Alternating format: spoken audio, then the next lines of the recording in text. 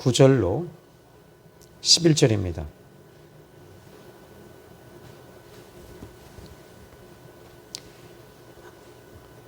제가 봉독해 드립니다. 이에 블레셋 사람들이 올라와 유다의 진을 치고 레이에 가득한지라. 유다 사람들이 이르되 너희가 어찌하여 올라와서 우리를 치느냐. 그들이 대답하되 우리가 올라온 것은 삼손을 결박하여 그가 우리에게 행한 대로 그에게 행하려 함이로라 하는지라. 유다 사람 3,000명의 에담 바위 틈에 내려가서 삼손에게 이르되 너는 블레셋 사람이 우리를 다스리는 줄을 알지 못하느냐. 네가 어찌하여 우리에게 이같이 행하였느냐 하니 삼손이 그들에게 이르되 그들이 내게 행한 대로 나도 그들에게 행하였노라 하니라. 아멘. 참 이게 이 삼손이라는 인물을 참 이렇게 제가 이 성경을 통해서 이 연구해 보니까 참 이 파고 들어가면 파고 들어갈수록 나오는 게 많은 사람이 삼손입니다. 그런데 이 삼손의 입장에서 볼 때는 지금 누가 나쁜 놈이고 누가 좋은 사람이냐라고 했을 때 블레셋 사람들은 자기에게 억울한 일을 당하게 했습니다. 그 억울한 일이 무엇입니까? 이 블레셋 여인 자기 아내를 일단은 빼앗아갔습니다. 또 이 블레셋 사람들은 퀴즈, 이 수수께끼의 문제도 정당하게 풀지 않았습니다. 자기 아내를 협박했고 공갈했습니다. 그리고 이 모든 일들이 이 삼손에게는 억울했던 거죠. 이 억울한 문제를 삼손은 어떻게 해야 될까요? 하나님 앞에 나와서 풀어야 될 부분이거든요. 그런데 이 여러분 사사기 성경을 보면서 우리가 이 사사기 성경을 어떤 관점으로 이 성경을 볼 것인가라는 거예요. 심리학적으로나 또 인문학적으로 우리가 이 성경을 사사기는 보면 안 돼요. 여기에서는 하나님의 주권 하에 이 성경을 봐야지만이 이 성경이 하나님이 원하시는 관점에서 벗어나진 않습니다. 그런데 이 부분을 심리학적으로나 또 윤리적으로나 도덕적인 성품적인 문제로 이 문제를 풀게 되면 성경이 원하고 요구하는 그 뜻에서 벗어나게 되는 거예요. 그런데 우리는 우리의 관점에서 항상 우리가 성경을 보고 있다는 거죠. 성경이 원하는 관점, 성경이 원하시는 것이 뭘까? 하나님이 원하시는 것이 뭐지? 라고 질문을 던지면 이 성경은 명쾌하게 답을 줍니다. 하나님이 삼손을 택하신 목적이 뭐죠? 저는 이 딜레마에 빠졌던 것 중에 하나가 이 삼손을 연구하고 또 말씀을 준비하면서 삼손이 분명히 이렇게 억울한 일을 당했을 때 그는 어떻게 해야 될 것인가? 이 심리학적으로 봤을 때 억울하잖아요. 그런데 이 삼손의 입장에서 제일 먼저 그 배신을 당했잖아요. 친구들이잖아요. 어떻게 됐든지 간에 블레셋 사람들은 삼손의 블레셋인들 친구였습니다. 친구들의 배신이에요. 두 번째, 이 친구들이 공갈 협박을 했습니다. 그리고 그의 장인에게 와서 결국에는 또다시 협박을 합니다. 협박을 한 이후에는 어떻게 되죠? 그리고 나서는 그의 아내를 지금 그의 장인은 그 협박했던 사람에게 아내를 줬어요. 왜? 살아야 되니까. 블레셋에서 내가 살아야 되니까. 이게 세상 사람들이 보는 관점이에요. 그러나 삼손이 다시 염소를 가지고 다시 와서 장인에게 왔는데 아내가 없었어요. 근데 그의 안에서 일어나는 것이 뭐죠? 화가 일어났잖아요. 화가 일어나고 그 화를 잠재울 수가 없었어요. 그래서 그는 이 화를 잠재울 수 있는 방법은 여러분 여기서 이 부분을 이 삼손이 화를 잠재우는 것이 목적이 아니었다는 거예요. 하나님 보시는 관점은 이 삼손을 세우신 목적은 블레셋 사람들을 내리치는 거예요. 이스라엘 백성들을 향한 구원하심이 하나님의 손에 있다는 것을 이 삼손을 도구로 쓰시겠다는 것 뿐이에요. 하나님이 원하시는 건 단순히 그겁니다. 그러니까 단순하게 여러분들이 이 시간에 어떤 문제에 있어서 여러분 너무 복잡하게 생각하고 계시더라고요. 복잡하게 생각하지 마십시오. 하나님의 관점에서 보시면 여러분, 하나님은 아주 단순하게 말씀하십니다. 하나님은 아멘 또는 하나님이 내가 이거 원한다? 아니다. 딱 이렇게 말씀하고 계세요. 근데 여러분들은 거기서 그 이상의 것들을 생각하고 있는 거예요. 자, 오늘 이 삼손의 모습은 이 제일 먼저 이제 그의 친구의 배신이죠. 장인의 배신도 있죠. 근데 장인이 예를 들어서 배신하고 삼손의 아내를 지금 친구에게 준다고 했을 때 그의 아내가 어떻게 해야 되죠? 여러분, 이게 있어요. 팔은 안으로 굽는다고요. 자기 아버지 편에 서는 거예요. 여기서 이 삼손의 아내가 적어도 삼손이 나실인이라면 적어도 하나님 앞에 그래도 하나님을 믿는 사람이 돼야 되는데 이 삼손의 아내 되는 이 블레셋 여자는 역시 뼛속까지 블레셋 사람이었다는 거죠. 그러니까 어떻게 돼요? 아버지 편에 서는 거예요. 아버지 편에 서서 아버지가 원하는 대로 그냥 따라가 주는, 결국에는 이 삼손은 아내에게도 배신을 당한 거죠.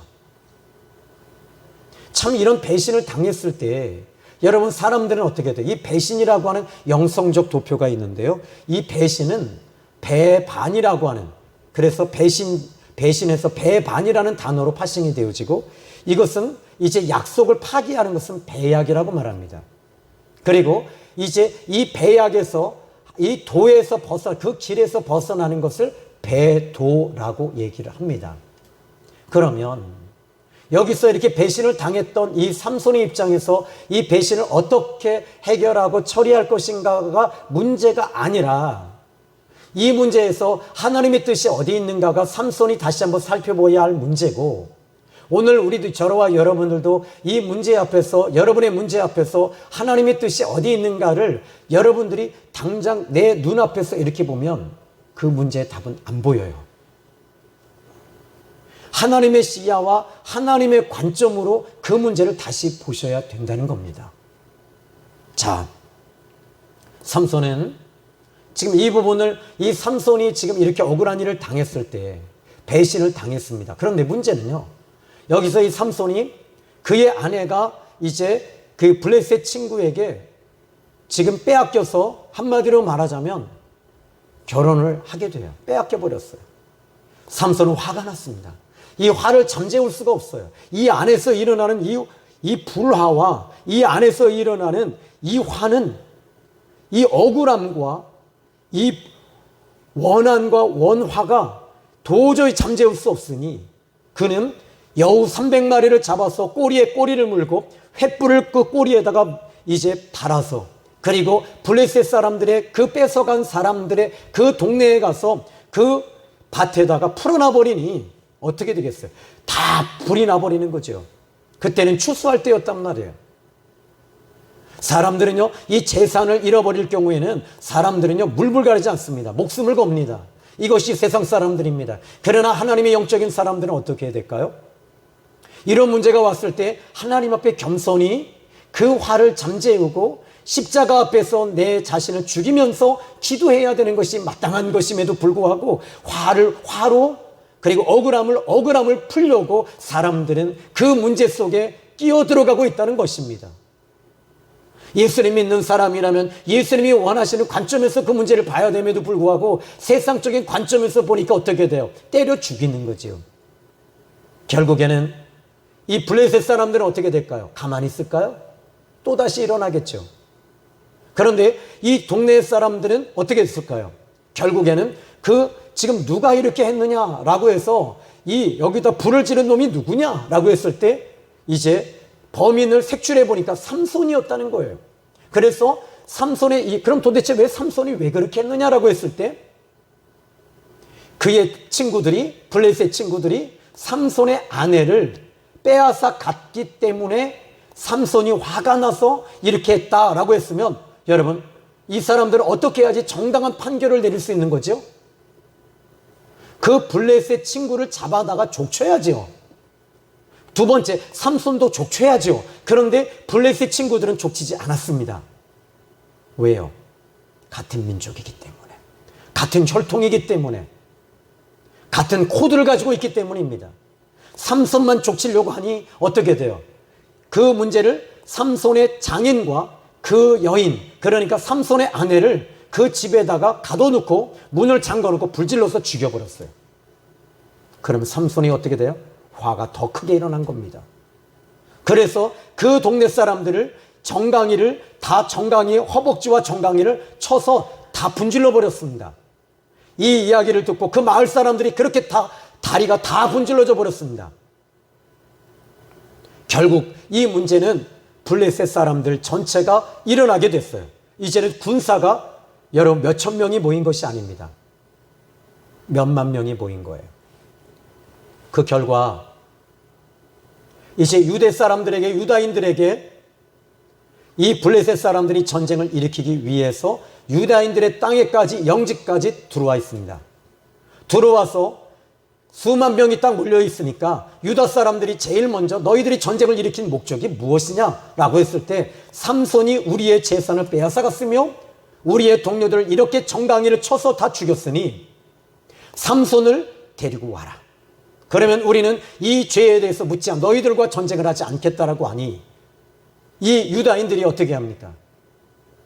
그러면 이 삼손을 우리는 삼손이 한 것처럼 삼손에게 똑같이 하겠다라는 거였습니다. 그럼 삼손의 다리를 분지르고 삼손의 다리의 정강이를 잘라버리겠다는 거예요. 어떻게 해야 되죠?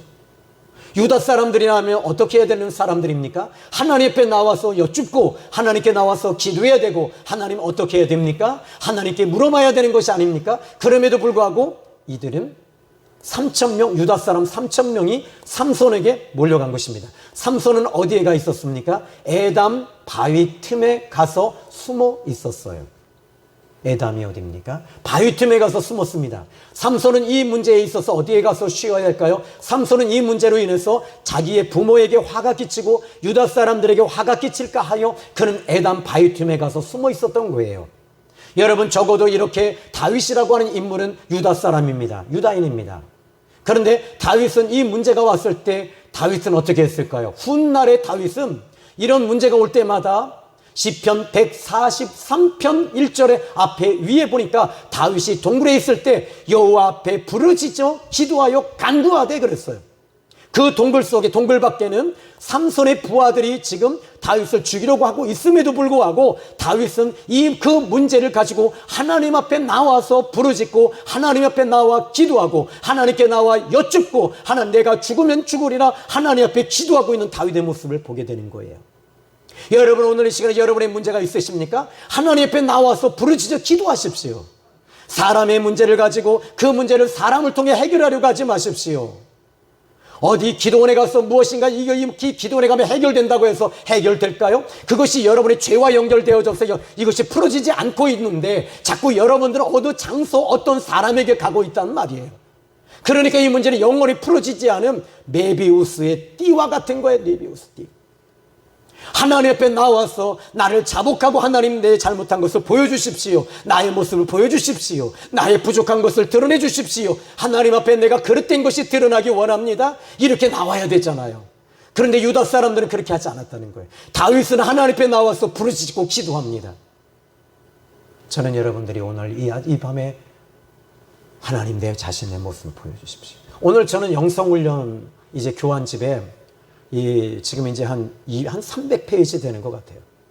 그런데 오늘 이 한 챕터를 하나를 더 이제 이 영성 도표를 만들면서 예민함이라고 하는 부분을 좀 다뤄놨어요. 사람들은요, 태어날 때부터 묻어난 아가가 있어요. 근데 묻어나게 부모님의 혈통을 가지고 묻어난 아이는요, 자라오면서도 역시 무던해지더라고요. 그리고 부모가 온유하잖아요. 그럼 온유해요. 근데 부모가 날카로운 사람들은 그 자녀들에게도 날카로움이 전승되고 유전적으로 흘러와요. 저 같은 경우는 아주 날카로운 사람이에요. 예민한 사람이에요. 예민하다는 말이 무슨 말입니까? 샤프트하다는 얘기예요. 날카롭다는 얘기입니다. 이런 사람들의 특징이 뭔지 아십니까? 주변에 사람이 없어요. 이렇게 예민한 사람, 저 같은 사람이 예민하거든요. 근데 이 예민함을 어떻게 할 것이냐. 근데 이 예민함이 칼날이에요. 칼날. 칼날 같아서 주변에 있는 사람 내 마음에 맞지 않으면 다 잘라버리는 거예요. 다 긍정적인 것보다는 부정적인 게 많고요. 나에 대해서는 우호적이고 타인에 대해서는 부정적이고 타인에 대해서는 아주 예민하게 그냥 칼날을 갖다 댑니다. 그런데 이 예민함을 바꾸는 비결이 어디 있는 줄 아십니까? 여러분, 이 예민함은 어디서 오는 줄 아십니까? 하나님께로부터 오지 않아요. 예민함은요, 철저하게 이것은 세상의 영입니다. 그러면 이 예민함이 내 성격이라면, 내 성품이요 성격이요 내 성격이라면 이 성격은 바꿔야 되잖아요. 예를 들어 여기 좋은 사람 좋은 성격을 가지고 있습니다. 나 저렇게 되고 싶어. 하나님 저렇게 되고 싶어요. 근데 안 되잖아요. 어떻게 해야 되죠? 여러분, 이 예민함이라는 것을 저는 이런 생각을 가져요. 여기에 파련이 저수지에서 물이 계속 흘러나오잖아요. 근데 우기가 되면 이 예민한 돌들이 이 안에 아주 쓰레기들이 많은데, 예민하면요, 여러분 죄송해요. 제 자신이 예민하기 때문에 여러분들은 무던하시고 온유하고 사랑하고 배려와 이해와 사랑이 많으시니까. 근데 저는 예민한 사람이에요. 그런데 이 물이 흘러 들어오기 시작을 하니까 이 예민함이 물 속에 다 덮여버리더라고요. 그러니까 저는 이 부분을 기도함으로 이 예민함을 덮어가고 있어요. 실질적으로 이 예민함이, 기도하지 않으면 저는 이 예민함이 아주 샤프하게 움직입니다. 그러니까 어떻게 해요? 기도해야 되는 거예요. 나는 기도하지 않으면 내 주변의 사람이 다 죽어나가요. 그러니까 여기서 여러분, 이 예민함을 바꿀 수 있는 유일한 방법 첫 번째는 기도함에 있어요. 기도할 때 하나님의 은혜가 임합니다. 성령이 기름 부어 주십니다. 성령이 역사하십니다. 그때부터는 은혜가 넘칩니다. 그런데 이 예민함이 나는 원래 그래 라고 한다면 이 사람은 바뀔 가능성이 없어요. 그런데 하나님 앞에 나와서 하나님, 나는 예민합니다. 하나님, 나는 왜 이렇게 예민한데, 나는 예민함을 잘 몰라요. 하나님, 내 모습을 보여주십시오 라고 했을 때 하나님은 보여주십니다. 그리고 알게 하십니다. 깨닫게 하십니다. 그리고 깨닫게 하실 때 이것이 마치 네 가지 밭의 비유에 마태복음 13장의 예수님은 돌밭짝이라고 말하고 가시덤불과 같아요.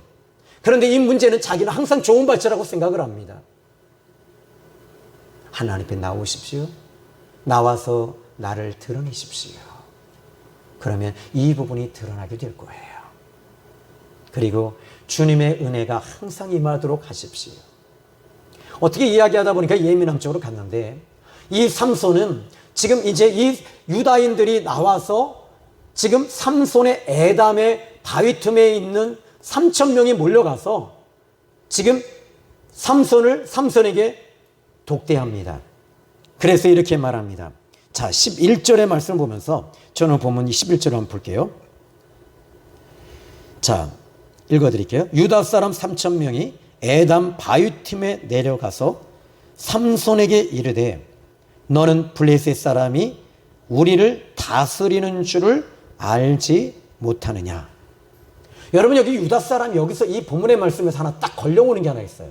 여러분, 낚시를 하면요, 저는 이제 그래도 강화도 사람인데, 강화도가 섬이긴 하지만 이거는 그냥 대륙이에요. 주변에만 뭐 갯벌 좀 있고, 옛날에 다리가 없을 때는 이 섬이었겠지요. 근데 다리가 딱 강화되기가 나지고, 그런데 이 섬 사람들의 특징이 하나 있어. 뭐냐면 저는 이 물고기를 잡으러 한번 가니까 갯벌에 갔어요. 망둥이를 잡을 때 어떻게 잡는 줄 아세요? 두 가지예요.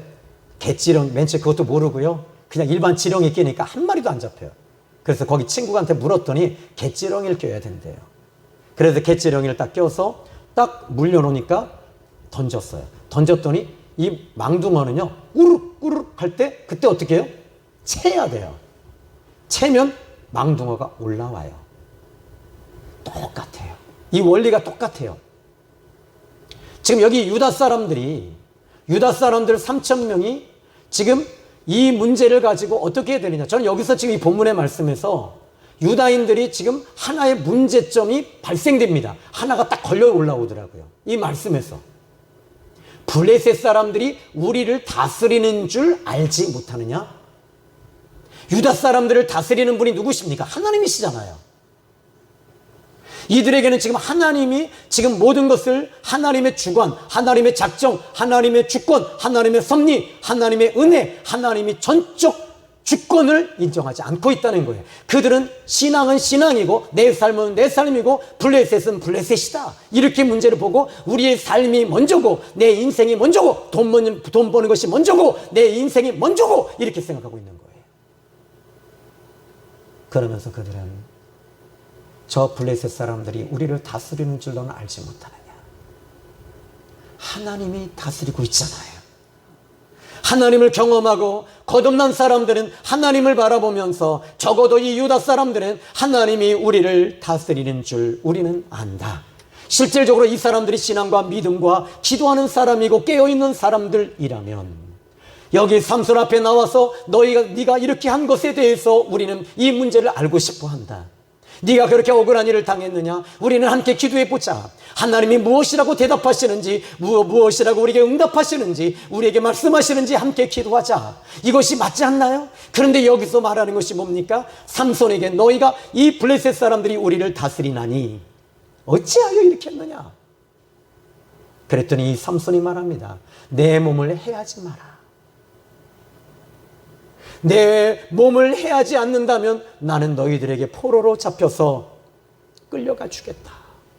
여러분, 이 삼손은 또다시 누구에게 배신당합니까? 유다 사람들에게 또 배신당하는 거예요. 같은 동족에게, 같은 핏줄에게, 같은 신앙인들에게, 같은 하나님을 믿는 그 사람들에게 또다시 배신과 배반을 당할 때 그 아픔의 상처가 얼마나 클까요? 그때마다 여러분 해야 할 것이 있잖아요. 하나님을 통해 위로받아야 돼요. 하나님을 통해 치유받으셔야 돼요. 하나님을 통해 여러분들이 숨을 쉬어야 되는데 여러분 사람을 통해서 자꾸 숨을 쉬려고 하니까 문제가 생기는 거예요.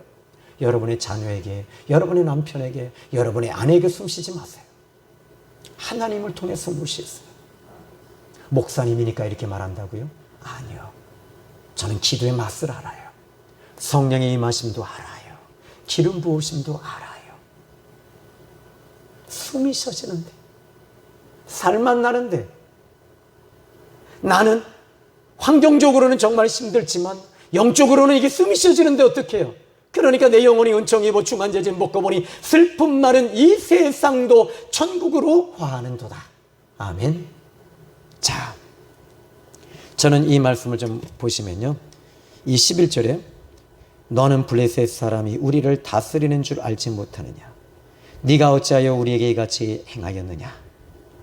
삼손이 그들에게 이르되 그들이 내게 행한 대로 나도 그들에게 행하였노라 하니라. 그들이 삼손에게 이르되 우리가 너를 결박하여 블레셋 사람의 손에 넘겨주려고 내려왔노라. 근데요, 삼손은 솔직히 여러분 미안한 얘기인데 그놈이 그놈 아닌가요? 미안해요. 좀 제가 과격한 표현을 했어요. 블레셋 놈들, 유다 놈들 똑같은 놈들이잖아요. 그런데 삼손은 그렇게 그들에게 대항하지 않았어요. 어떻게 해요? 여기 12절 볼까요? 그들이 삼손에게 이르되 우리가 너를 결박하여 블레셋 사람의 손에 넘겨주려고 내려왔노라 하니 삼손이 그들에게 이르되 너희가 나를 치지 아니하겠다고 내게 맹세하라. 만약에 삼손을 치면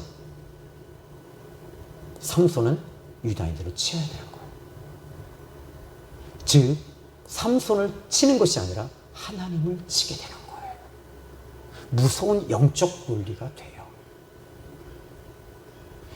여러분, 이스라엘 자손들 한번 생각해 보십시오. 예수님이 이 땅에 오셨습니다. 예수님이 이 땅에 오셨을 때 그들은 어떻게 했죠?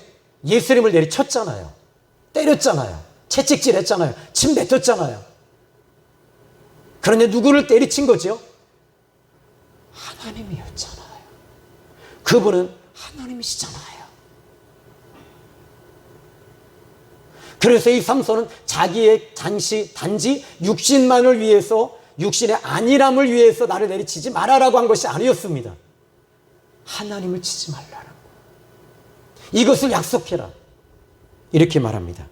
13절에 그들이 삼손에게 말하여 이르되 아니라 우리가 다만 너를 단단히 결박하여 그들의 손에 넘겨줄 뿐이요 우리가 결단코 너를 죽이지 아니하리라 하고 새 밧줄 둘로 결박하고 바위 틈에서 그를 끌어내니라. 사랑하는 성도 여러분, 저는 이 말씀에서 14절까지 내려가지 않겠습니다. 여러분, 어쩌면 이 삼손에 대한 메시지가 1년 이상 할지도 몰라요. 왜? 양파와 같이 까면 깔수록 나오니까. 삼손은 이렇게 이 모든 것들을, 이렇게 억울한 일을 당하고 있음에도 불구하고 하나님이 그와 함께 하신다는 걸 그는 알고 있습니다. 하나님을 통해서 여러분 숨을 쉬십시오. 하나님을 통해 위로받으시는 저와 여러분이 되기를 주님의 이름으로 축원합니다. 여러분이 여기서 아까 전자에 했던 말, 이 다스림, 유다인들이, 블레셋 사람들이 우리를 다스리는 줄 알미니라, 이렇게 이야기하고 있어요. 자, 적어도 유다인들은 하나님의 다스림 속에 있어야 하는 백성들입니다. 하나님께 다스림이 있을 때에 하나님은 어떻게 하실까요? 책임지십니다. 우리 하나님, 오늘 이 시간 저는 주제별 성경 공부를 한다면 이렇습니다. 다스림에 대해서 생각을 해볼 필요가 있다고 봐요. 다스림은 하나님이 저와 여러분을 다스리실 때는 어떻게 다스리시죠? 은혜로 다스리시고 사랑으로 다스리십니다. 이렇게 하나님이 우리를 사랑으로 다스리실 때는 책임져 주십니다. 아멘. 두 번째는 도와주십니다. 세 번째는 인도해 주십니다. 네 번째는 살 길을 열어 주십니다. 자, 유다인들은 지금 하나님께 다스림을 받지 못합니다. 하나님께 다스림을 받을 때 또 한 가지 오는 게 뭔지 아세요? 하나님의 다스림은 평안함이 따라와요. 그리고 잘 됩니다. 저는 여러분들이 하나님의 다스림 속에 들어가십시오. 하나님의 다스림 속에 들어가지 않는 자들은 여러분 항상 갈급해요. 그리고 항상 외로워요. 먹어도 말씀을 먹어도 배부르지 않아. 왜 그렇죠? 하나님의 다스림 속에 들어가지 않기 때문입니다. 내가 왕이 되고 내가 주인이 되고 내 인생의 주인은 내가 되기 때문에 이 사람들은 항상 갈급해요. 갈증이 항상 있어요. 그리고 나서 항상 힘들다고 말해요. 항상 고통스럽다고 말합니다. 누가 나 안 도와준다고 말합니다. 저 사람 때문이라고 말합니다. 그러나 하나님의 은혜 속에 있는 사람은 하나님 덕분이라고 말합니다. 달라요. 저는 여러분이 하나님께 다스림 속에 들어가십시오. 그러면 어떻게 돼요? 순리대로 살아요. 순리대로 사니까 순종하면서 가는 길이 축복이고 순종하는 길이 사는 길이에요. 하나님의 은혜는 여러분 하나님의 역으로 올라가는 거욕 속에 있지는 않아요. 여러분의 인생이 힘드세요? 혹시 인생의 문제가 이렇게 계속 올라가고만 있으세요? 하나님의 은혜 가운데 흘러내려가 보십시오. 마음이 평안해지고 하나님이 나를 붙잡고 계시니까 좋은 거지요. 여유로워집니다. 하나님이 하시리라. 하나님이 도우시리라. 미가서 5장 2절에 미가 선지자가 이런 말합니다. 유다 땅 베들레헴아, 너는 유대 고을 중에 가장 작지 아니하는도다. 내게서 한 다스리는 자가 나와서. 우리 예수님은 예수님은 이제 한 목자가 되셔서 우리를 다스리시는데, 예수님이 다스리실 때 채찍으로 다스리셨나요? 아니에요. 사랑으로 다스리셨어요. 말씀으로 인도하셨어요. 그 제자들을 그렇게 이끌어 주셨습니다. 또 창세기 4장 7절에 보니까 하나님이 이 가인에게 말하는 거예요. 가인이 하나님 앞에 제사를 드리고 나서 그것이 하나님 받지 않으시는 걸 보면서 그의 마음에 화가 일어났어요. 거역이 일어났어요. 그때 하나님께서 가인아 어찌하여 너는 너의 마음을 다스리지 못하느냐. 하나님께서 말씀하십니다. 가인에게 죄의 소원은 내게 있어도 너는 죄를 다스릴지니라.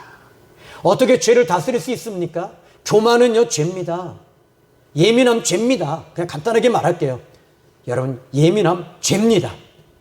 악한 영에 의해서 영향을 받고 있는 것입니다. 그럼 어떻게 해야 되죠? 이걸 다스려야 되잖아요. 은혜로, 사랑으로, 온유함으로, 부드러움으로, 따뜻함으로, 너그러움으로 이렇게 여러분 다스림을 받으셔야 되잖아요. 그런데 이 가인은 그걸 어떻게 합니까? 화가 일어나니까 돌로 동생 아벨을 쳐 죽였습니다. 여러분, 하나님께 다스림 받을 때 하나님이 책임지십니다. 세상 사람들은 항상 다스리려고 할 때 문제가 생겨요. 사람이 죽어나가요. 요한복음 10장 10절 유명한 구절을 제가 꼭 암송하셔야 됩니다. 도둑이 오는 것은 도둑질하고 죽이고 멸망시키려는 것뿐이다. 인자가 온 것은 양으로 생명을 얻고 더 풍성히 얻게 하려 함이니라. 예수님이 오시면 살리고 생명이 있습니다. 여러분, 예민한 사람 주변에는 가까이 하지 않는 게 좋아요. 그것을 감당할 만한 그릇이 된다면 여러분 접근하십시오. 그러나 그렇지 않을 때는 여러분들이 너그러운 마음으로 대하셔서 하나님, 그분이 정말 온유하고 따뜻한 사람이 되게 해달라고 기도해 주십시오. 그런데 하나님은 그 기도를 듣고 계셔요. 예수님 믿으면 성품 바뀝니다. 성격 바뀝니다. 성질 바뀝니다. 왜? 거듭났기 때문이지. 자, 오늘 저는 하나님께 다스림 받을 때 따라오는 거, 첫 번째 따라합시다. 평안함. 두 번째 따라합시다. 인도. 세 번째 따라합시다. 책임지신다. 네 번째, 영권을 주신다. 아멘. 자, 하나님께서 오늘 저는 여러분들에게 이런 다스림 속에 있기를 바라요. 유다인들은 블레셋 사람들이 다스리니까 어떻게 돼요? 여러분, 블레셋 사람들이 다스린다라고 하는 것은 무력으로 다스리고 있었잖아요. 심의 논리로, 전쟁으로. 그러니까 심의 논리로 다스리니까 조공, 착취, 억울함, 뺏어감, 이런 것들이에요. 답답함, 화, 이런 것들이거든요. 근데 하나님이 다스리실 때는 생명, 인도, 평안, 책임지심, 도우심, 함께하심, 위로하심, 치유하심, 이쪽으로 바뀌어져요. 여러분, 주님의 인도를 받으시고 다스림 속에 들어가기를 예수님의 이름으로 축복합니다. 여기에 이제 저는 말씀을 좀 결론 내릴게요. 오늘 성경 본문의 이 삼손, 이 사사기를 보시면서 심리학적 측면에서 봐야 할 성경이 아닙니다. 이 성경은 하나님의 구속사적 관점에서 이스라엘을 구원하심의 관점으로 보셔야 되는 거예요. 그래야지 이 성경이 풀어집니다. 여러분, 오늘 이 시간에 마찬가지입니다. 저는 여러분들이 하나님의 관점에서 모든 문제를 다시 한번 재정비를 하시고 정립을 하셔서 신앙생활을 바르게 할 수 있기를 예수님의 이름으로 축복합니다. 여러분의 문제가 있습니다. 이 문제를 드러내십시오. 그래야지 신앙이 자라요. 여러분의 모습을 자꾸 움츠겨 놓고 숨겨놓으면 이 부분은 절대적으로 여러분의 믿음이 자라지 않습니다. 어떻게 해야 되죠? 하나님, 저는 부족합니다. 저의 모습을 깨닫게 해주십시오. 하나님, 여러분이 예민하시다면 하나님에 대해서 예민해지십시오. 하나님과의 관계 속에 예민해지십시오. 사울왕은 참 세상적으로는 정말 예민해요. 그런데 하나님과의 관계에서는 아주 무딘 사람이었어요. 다윗은요, 사람과의 관계에 있어서는 온유함과 따뜻함을 갖고 있었고, 오히려 이 다윗은 하나님과 영적 친밀함, 영적 가까움, 영적 예민함, 영적 친근함, 영적으로 그는 하나님과 정말 예민한 사람이었어요. 이런 쪽으로 예민하셔야지 세상적으로 예민하셔서는 안 된다는 얘기예요. 오늘 여러분 좀 따끔한 이 말씀이 저는 여러분에게 성령께서 이 말씀을 통해 여러분의 모습이 또 저의 모습이 드러날 때 하나님께서 이렇게 말씀하실 것 같아요. 빌립보서 2장 5절에 너희는 이 마음을 품으라. 곧 그리스도 예수님의 마음이라. 주님의 마음은 십자가에서 억울한 일을 당하셨잖아요. 제가 예수님이 될 수 없지만 만약에 예수님이시라면 저는 나를 때리는 놈 채찍 잡아서 같이 때렸을 것 같아요. 그리고 십자가에서 욕하면 너 내가 누군지 알아? 한양조씨 문종공파 5대 손이야. 그랬을 것 같아요. 그런데 우리 예수님은 아무 말도 안 하셔요. 그냥 끌려가고 계세요. 예수님의 비밀은 하나님께 있었기 때문입니다.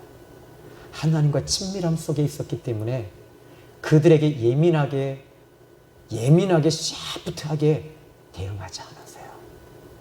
옆에 강도놈 두 강도가 있습니다. 둘이 함께 막 예수님을 향해 욕하고 저주하고 원망할 때 예수님 어떻게 하세요? 반항하지 않았어요. 내가 누군지 알아? 신석주 신신씨 가문의 제7대 손 신주광이야. 그렇게 안 해요. 어떻게? 나는 본래 하나님이다라고 얘기 안 하십니다. 가만히 계세요.